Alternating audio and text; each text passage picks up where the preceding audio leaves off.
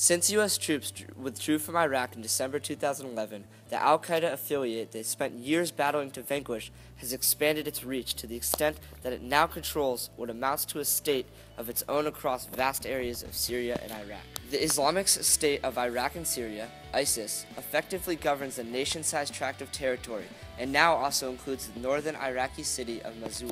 Most of ISIS's expansion has come in the past year. However, after the group's Iraqi leader, Abu Bakr al-Baghdadi, announced its new mission in Syria and began recruiting across the northern and eastern parts of the country that were under rebel control. ISIS lured into its ranks the bulk of the thousands of foreign volunteers, some from Europe and the United States, who have streamed into Syria's Most of ISIS's expansions have come in the past year. However, after the group's Iraqi leader, Abu Bakr al-Baghdadi, announced its new mission in Syria, he began recruiting across the northern and eastern parts of the country that were under rebel control. ISIS lured into its ranks the bulk of the thousands of foreign volunteers, some from Europe and the United States, who streamed into Syria to wage jihad, further bolstering its numbers.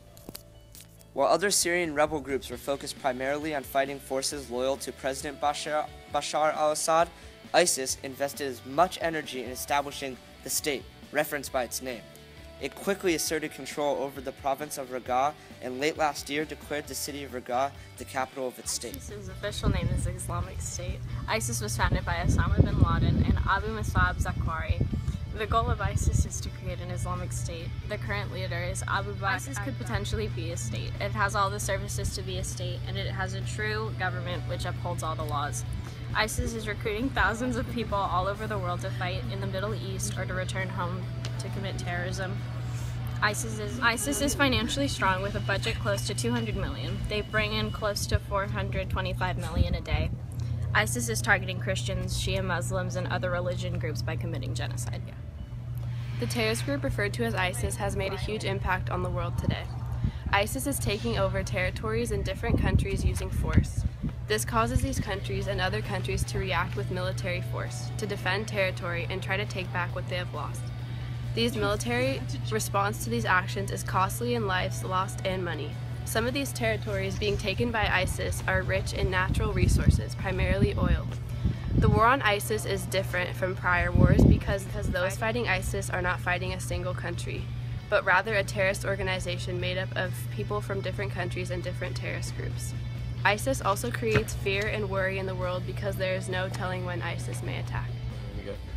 The Obama administration is sending 450 more U.S. military troops as trainers to help Iraq's military as it tries to take back the city of Ramadi from the terrorist group ISIS. These additional U.S. troops will not serve in combat, actually, but will just train the 3,100 U.S. troops who previously were stationed in Iraq.